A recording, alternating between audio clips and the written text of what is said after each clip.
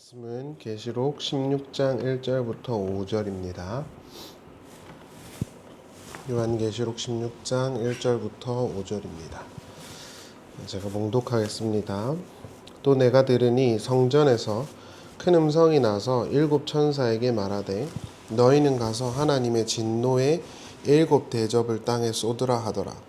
첫째 천사가 가서 그 대접을 땅에 쏟음에 짐승의 표를 받은 사람들과 그 우상에게 경배하는 자들에게 악하고 독한 종기가 나더라. 둘째 천사가 그 대접을 바다에 쏟음에 바다가 곧 죽은 자의 피같이 되니 바다 가운데 모든 생물이 죽더라. 셋째 천사가 그 대접을 강과 물 근원에 쏟음에 피가 되더라. 내가 들으니 물을 차지한 천사가 이르되 전에도 계셨고 지금도 계신 거룩하신 이여 이렇게 심판하시니 의로우시도다. 아멘. 우리가 지난 시간 대접과 관련된 내용들을 좀 정리를 했었죠. 대접, 헬라어로 휘알레라는 단어인데 이건 요한계시록에서만 등장하는 고유한 표현이에요. 대부분의 용례를 보면 성도들의 기도와 관련된 표현이기도 했죠. 이는 성도들의 기도가 헛되지 않고 반드시 하나님의 심판으로 응답될 것임을 보여주는 것이었다라고 우리가 정리를 했습니다.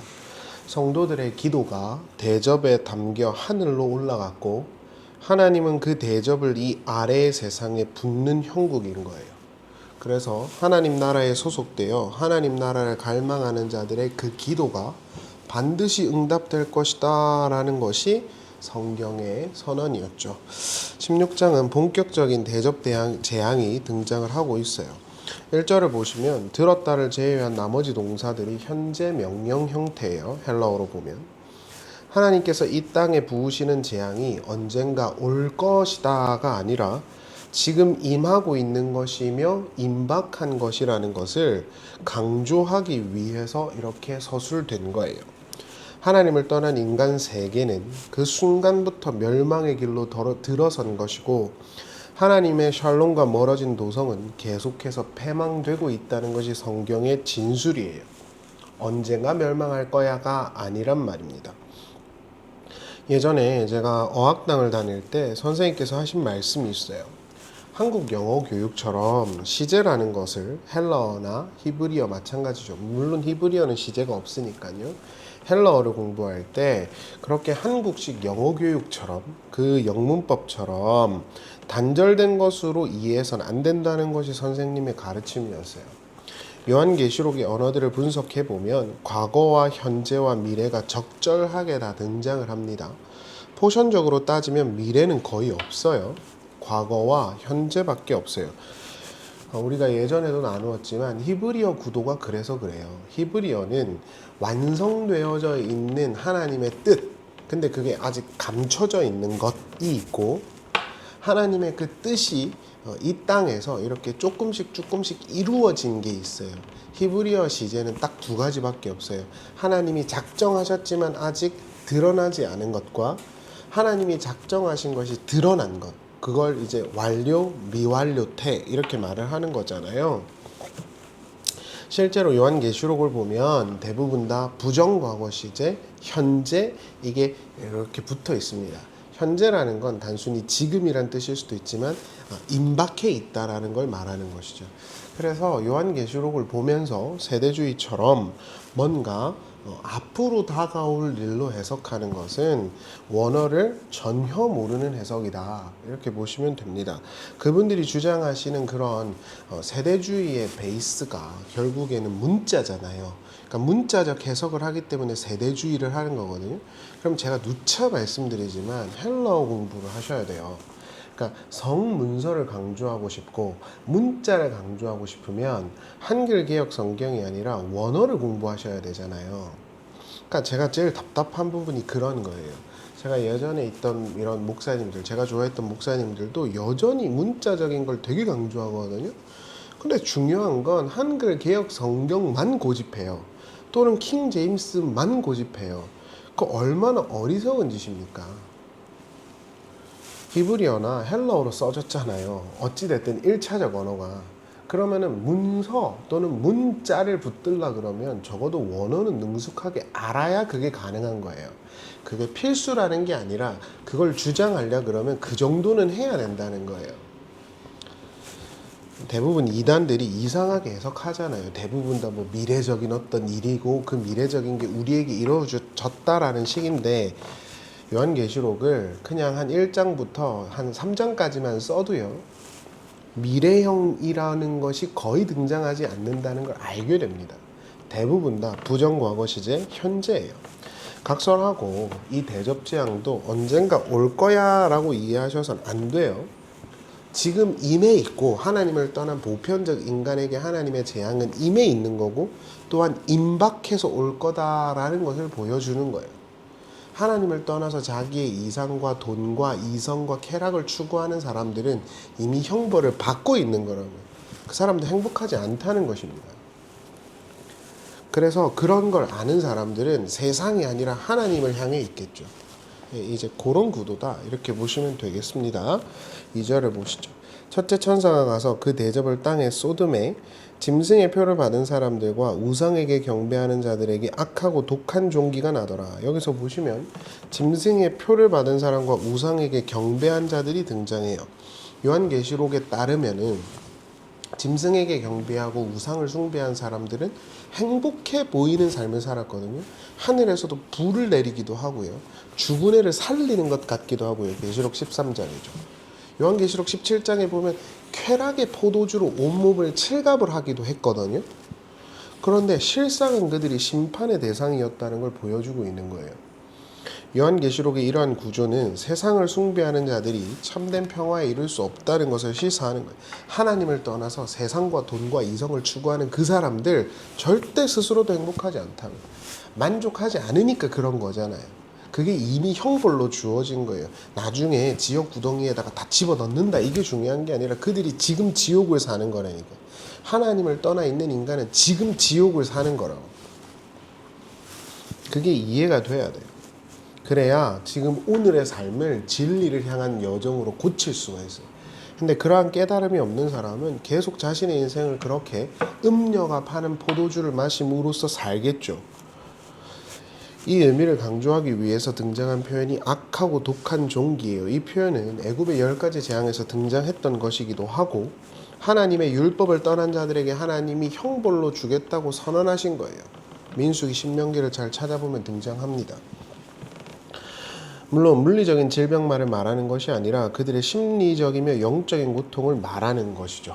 실제로 헬러 원문으로 보면 독하고 악한 종기가 되었다. 에게네토 엘코스 카코스, 이게 에게네토 엘코스 카코스가 먼저 등장해요. 그러니까 한글 개역 성경은 악한 종기가 되었다, 나더라가 끝에 후술돼 있거든요. 근데 헬러 원문을 보면 그게 먼저 등장합니다. 대접을 쏟으니 이게 되었다가 되는 거예요. 이들에게 되었다 이렇게 되는 형태예요. 그러니까 고통을 강조한 구도입니다. 서양 언어는 무조건 위치의 언어예요. 제가 영어 공부할 때도 애들한테 늘 하는 말이거든요. 우리 한국어는 어순이 중요하지가 않아요. 그래서 끝까지 들어봐야 돼요.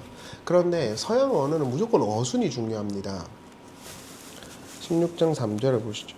둘째 천사가 그 대접을 바다에 쏟음에 바다가 곧 죽은 자의 피가 치르니 바다 가운데 모든 생물이 죽더라. 여기서 둘째 대접이 등장을 하죠.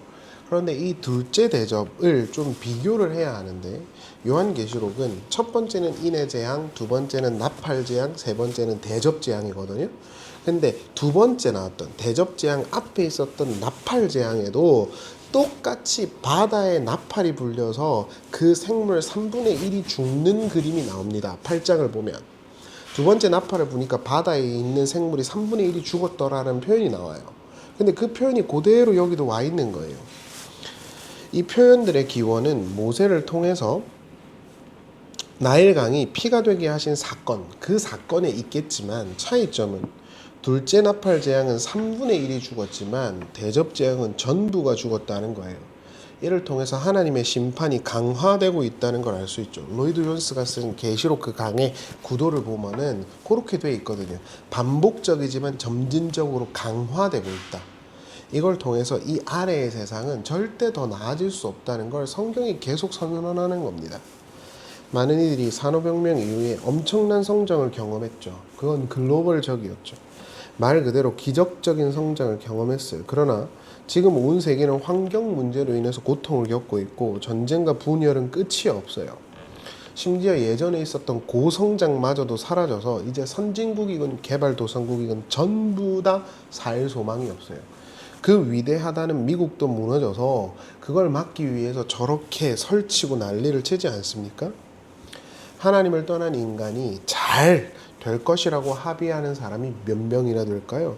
정말 여러분들이 보고 있는 이 한국 사회나 지구촌 사회가 이상적인가요? 유토피아적인가요? 인간들이 세상의 주인의 자리에 앉아서 자신의 부를 나누고 합의와 평화를 이룰 수 있다고 자랑할 때 그게 과연 실현 가능하다고 합의할 사람들이 몇 명이나 될까요? 그리고 그 가능성은 몇 프로라고 생각하세요? 하나님을 떠난 인간들은 계속해서 지옥을 살고 있고 점진적으로 더 깊은 지옥 구덩이로 빠질 것입니다. 그래서 저는 예레미야서를 보면서도 느끼는 거지만 이 해결이 안 됩니다. 말을 안 듣거든요. 그러니까 성경에서 말하는 그 예언을 안 듣거든요. 그러니까 해결이 안 될 것입니다. 더 악화될 것입니다. 악화 일로죠. 각설하고 두 번째 대접이 바다에 쏟아졌어요. 바다는 짐승이 거주하는 곳이기도 하죠. 요한계시록에 따르면 짐승을 숭배하는 자들도 그곳에 함께 있겠죠. 따라서 바다에 재앙이 쏟아졌다는 건 짐승이 사는 곳에 대한 심판을 하나님께서 행하셨다는 걸 의미할 수도 있습니다. 은유적으로.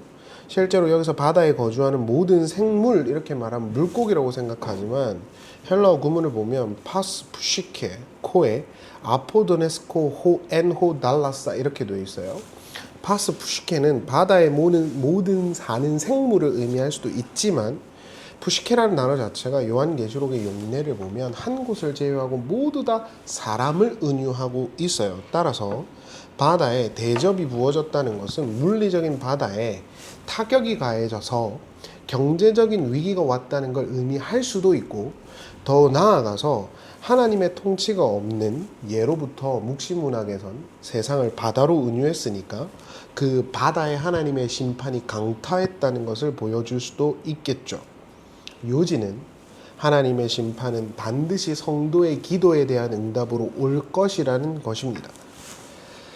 16장 2절과 3절을 통해서 알 수 있듯이 세상과 짐승은 반드시 하나님의 손에 의해서 멸망당합니다. 그리고 그 세상과 함께한 자들도 함께 멸망해요. 그러나 그 멸망은 단순히 그냥 싸그리 모아다가 지옥 구덩이에 넣는 것이 아니라 영적이며 육적이며 지속적인 것을 함의하는 거예요. 하나님을 떠난 인간 세상이 한 번이라도 안녕하고 번영과 복지를 누린 적이 있습니까? 이상적인? 전부 다 이기적이죠. 그러니까 어떤 발전이나 나눔이나 이런 걸 말하는 사람도 내 유익을 위해서 하는 경우가 대부분이에요. 자기 욕심이라. 남이 알아주니까 한다 이런 식이잖아요. 그리고 결국 그것도 자기에게 유익함이 되는 것이고 하나님을 예배하던 신자들은 이 당시만 해도 많은 고난과 어려움을 겪고 있었어요. 속히 오리라고 하셨던 주님은 오지 않으셨고 그들은 하나님만 예배해야 한다는 믿음을 따라서 황제 숭배에는 참여도 안 했어요. 그러니까 로마는 그러한 사람들을 경멸히 여겼고 박해했어요. 그런 와중에 성도들이 할 수 있는 건 약속을 따라 기도하는 거였어요. 하나님은 그러한 기도에 응답하시고 반드시 이루어 주실 것이라는 것을 요한계시록을 통해서 보여주는 거예요. 그래서 요한계시록의 관심은 이 아래의 세상이 어떻게 멸망할 것인가가 아니라 성도의 눈물의 호소가 이루어진다에 있는 거예요. 실제로 요한계시록 16장 5절 이후를 보면 성도들이 하나님을 찬양하고 있어요.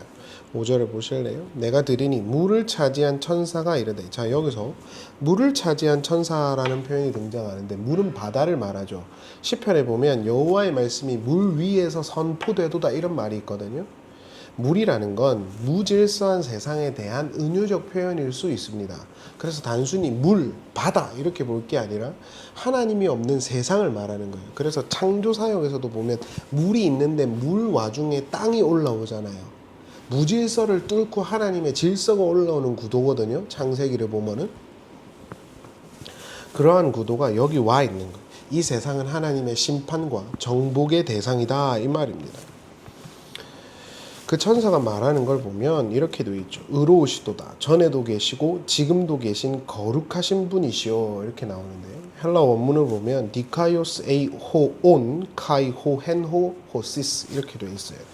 여기서 주목해야 되는 건 거룩하신이라는 표현이에요. 원래는 전에도 계셨고 지금도 계시며 장차 오실이라고 표현하는 것이 맞잖아요. 그런데 여기서는 거룩하신 분으로 바뀌어 있어요. 이는 그 심판의 행위가 하나님의 거룩하심에 근거한 것이라는 것을 보여주는 것이죠. 실제로 이 호시우스라는 단어 자체를 요한계시록에서 찾아보면 딱 한 번 더 등장하는데 그게 15장 4절 오직 주만 거룩하십니다 라고 할 때 등장해요. 그것도 심판에 관한 이야기였잖아요. 수정바다에서 하나님이 세상을 심판하는 걸 보면서 오직 주님만 의로우세요 라고 말하는 거, 그 장면에서 그대로 등장을 합니다. 그런데 하나님께서 왜 이렇게 심판을 행하셨는가? 16장 5절을 보세요. 그들이 성도들과 선지자의 피를 흘렸으므로 그들에게 피를 마시게 한 것이 합당하나이다 이렇게 나오죠. 짐승과 세상이 성도들을 박해하였으므로 하나님께서 율법의 원칙인 눈에는 눈, 이에는 이로 심판하신 거예요. 우리가 계속해서 강조하여 보고 있는 것이지만 하나님을 찬양하고 예배하는 자들은 결국 승리할 것입니다. 그러나 하나님을 떠난 이들은 지금도 나중도 과거에도 고통을 당하고 스스로 괴로움을 겪게 될 것입니다. 그래서 요한계시록을 보면 죽고 싶어도 못 죽는 사람들이 등장을 하는 거죠. 삶이 괴롭다는 거죠. 오늘날 이 사회가 얼마나 괴롭습니까? 어린아이에서부터 어른에 이르기까지 많은 사람들이 자살을 하고 있고 행복을 전혀 느끼지 못해요. 이제 곧 얼마 안 있으면 수시 원서를 쓰거든요. 학생들과 이야기를 하다 보면 내가 뭘 하고 싶고 내가 무엇을 할 때 행복하고 싶고 무엇을 할 때 행복한지 그리고 내가 무엇을 위해 살고 있는지 전혀 몰라요. 그러니까 너무 짠해요. 보고 있으면 내가 뭘 하고 싶은지도 모르는데 사람들이 다 대학 가니까 가야 되는 거예요. 그리고 대학교 네임밸류로 그들의 이미 그레이드가 딱지가 붙어서 나간다. 그러니까 얼마나 괴롭겠습니까 그들도. 근데 이 구도를 탈피하면 또 다른 대안이 있나요? 또 다른 거 해봐야 더 심각해집니다. 인간에게는 해답이 없어요. 제가 수시 원서 쓰는 아이들에게도 물어보거든요. 뭘 할 때 제일 행복해? 너의 그 대학교를 가고자 하는 그 기준은 뭐야? 이렇게 물어본단 말이에요. 내가 뭘 할 때 행복한지, 내가 뭘 하고 싶은지, 왜 대학을 가고 싶은지 하나도 몰라요. 그냥 가니까 가는 거잖아요. 그러니까 얼마나 괴롭겠냐고요. 자기가 한 번도 들어본 적 없는 법학, 어문, 독일어, 중국어 이런 걸 하면 얼마나 힘들겠냐고요. 내가 재밌어서 해야 되는데. 그런데 그게 인간의 모습이잖아요. 저도 만약에 저한테 고등학교로 돌아가서 너 어느 대학교 갈래? 그러면 딱히 가고 싶은 대학교가 없을 것 같아요. 어딜 가도 다 똑같거든요. 인간, 하나님을 떠난 인간 자체가 그래요. 의사가 되면 행복할까요? 그들의 삶도 얼마나 피곤하고 괴롭습니까? 이 아래의 세상은 전부 다 괴로움과 고통밖에 없어요. 그럼에도 불구하고 문제는 대안이 없다는 거예요. 어떤 지도자들이나 어떤 유명한 사람들이 와서 단박에 해결할 수 있는 구도가 아닙니다. 이것은 인간에게서는 해답이 없어요. 어떻게 살아가야 할지 모르는 시대로 우리가 살아가고 있어요. 그래서 일가족이 자살을 했다는 게 계속 들려오는 거예요. 얼마나 화려하고 얼마나 대단합니까? 지금 한국 사회가 겉보기에는. 그런데 그 속은 괴로움으로 점철된 삶이잖아요. 계시록이 보여주는 것과 똑같습니다. 겉으로 볼 때는 기적을 일으키고 하늘에서 불도 떨어뜨리는데 그 속에는 독하고 악한 종기가 와서 스스로 괴로워서 죽고 싶어도 죽지 못하는 사회. 그 계시록이 말하고 있는 하나님을 떠난 인간 사회거든요. 그래서 제가 요즘에 어거스틴의 말이 너무 공감이 됩니다. 어거스틴의 고백을 마지막으로 설교를 마무리하겠습니다. 하나님, 당신께서 우리를 하나님을 향하도록 지으셨으므로 우리 마음이 하나님 안에서 쉼을 얻을 때까지 평안할 수 없습니다. 기도하시겠습니다. 하나님 안에서 진정한 행복과 기쁨을 누리게 해 주시옵소서. 이 아래의 세상은 화려해 보이지만 죽음으로 점철된 삶입니다. 그 세상에 편승하지 않고 각자의 자리에서 하나님께 하나님 나라와 샬롬을 간구하는 진정한 성도의 자리에 있을 수 있도록 도와주시옵소서. 예수님의 이름으로 기도합니다. 아멘.